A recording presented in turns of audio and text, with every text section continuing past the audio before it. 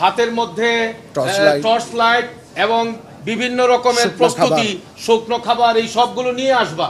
ঘুমন্ত ব্যক্তিদের উপরে তাদের প্রধান মুরব্বীদের নির্দেশে তারা অগত্যা অতর্কিত হামলা চালায়। একতরফা হামলা যদি কেউ করে, সেই একতরফা হামলার ভিতরে তো নিজেদের মানুষও তো তাদেরই ভুলের কারণে রাতের অন্ধকারে আক্রমণের শিকার হতে পারে। যে প্রজ্ঞাপন জারি হয়েছে, ইজতেমার মাঠে তারা এবারই শেষবারের জন্য আর ঢুকতে পারবে না, আত্মস্বীকৃতি। হ্যাঁ, এটা কিন্তু সরকার সহজভাবে দেয় নাই।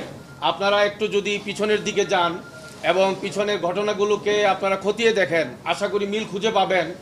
যেই রাত্রে হত্যাকাণ্ড হয়েছে 17 তারিখে ডিসেম্বরের দিবাগত রাতে, সেই সময়ে এর আগের দিনেই এই সাদ সাহেবের অনুসারী যারা বাংলাদেশে সাদপন্থী, তাদের যিনি প্রধান মুরব্বী বাংলাদেশে ওয়াসিফ সাহেব, উনি ওনার পক্ষ থেকে একটা পত্র পাঠিয়েছেন। সেই পত্রটার মধ্যে উনি লিখেছেন যে এইবারের জোটটা হইল সম্পূর্ণ ব্যতিক্রমী জোট, সবাই যার যার মতো করে প্রস্তুতি নিয়ে আসবা, হাতের মধ্যে টর্চ লাইট এবং বিভিন্ন রকমের প্রস্তুতি, শুকনো খাবার, এই সবগুলো নিয়ে আসবা। এই ধরনের কথা তো আমাদের তবলিগ জামাতের জোরের প্রস্তুতির ভেতরে কখনোই থাকে না। রাতের অন্ধকারে এইভাবে টর্চ লাইট নিয়ে আসবে।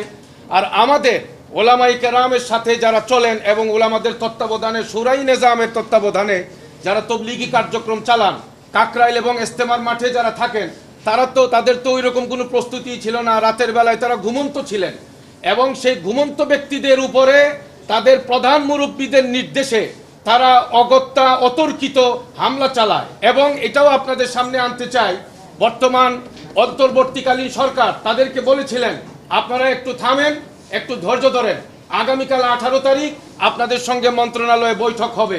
কিন্তু তারা ওই রাত পর্যন্ত তারা ধৈর্য ধরে নাই। ওই রাতের মধ্যেই কিসের ইশারায়, কিসের জন্য তারা অতর্কিত হামলা চালালো।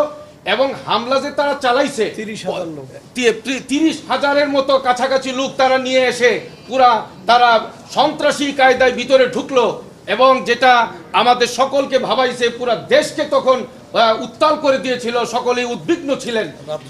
সর্বশেষ যে বিষয়টা বলতে চাই, পরের দিন আমাদের মন্ত্রী পরিষদ অর্থাৎ উপদেষ্টাদের ব্যাপক উপস্থিতিতে যে মিটিং হয়েছে, আমরা এখানে বক্তব্যের মধ্যে উপস্থাপন করেছি, তারা সবাই বলেছেন যে এটা দুই পক্ষের না, একপাক্ষীয় হামলা এবং এটা কেবলমাত্র সাদপন্থীরাই একতরফা হামলা করেছে।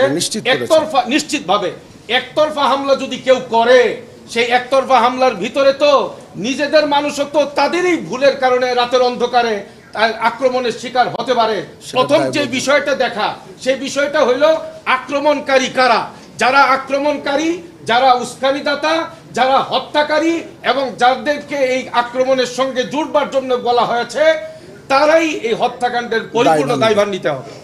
এই জন্য রাসূল সাল্লাল্লাহু আলাইহি ওয়াসাল্লামের তরিকা, সুন্নত, হাদিস এবং কোরআনে পাকের অনুসরণ করে যারা তবলিগ করবে, তারাই মূল ধারা, তারাই সহি এবং তারাই একমাত্র আল্লাহ রাসূলের কথা বলার অধিকার রাখে।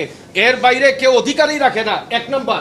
2 নম্বরে যে প্রজ্ঞাপনটা জারি হয়েছে, প্রিয় সাংবাদিক বন্ধুগণ, যে প্রজ্ঞাপনটা জারি হয়েছে যে সাদপন্থীরা 2025-এর 2রা ফেব্রুয়ারিতে যে প্রজ্ঞাপন জারি হয়েছে, ইজতেমার মাঠে তারা এবারই শেষবারের জন্য আর ঢুকতে পারবে না, আত্মস্বীকৃতি। হ্যাঁ, এটা কিন্তু সরকার সহজভাবে দেয় নাই।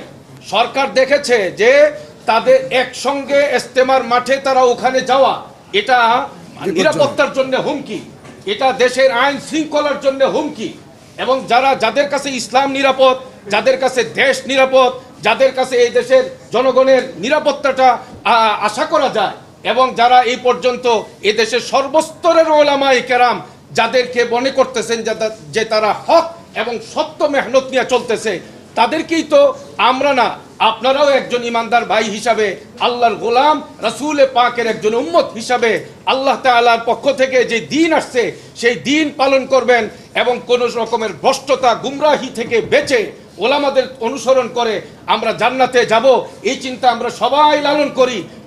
সার্বিক বিবেচনা, দেশের শান্তি শৃঙ্খলা, দেশের সব রকমের পরিস্থিতির বিবেচনায় সরকারই এই সিদ্ধান্ত নিয়েছে যে ইজতেমার মাঠে যারা নাকি এই দাঙ্গা হাঙ্গামা চালায়, হত্যাকাণ্ড চালায়, তাদেরকে ওখানে ঢুকতে দেওয়া যায় না।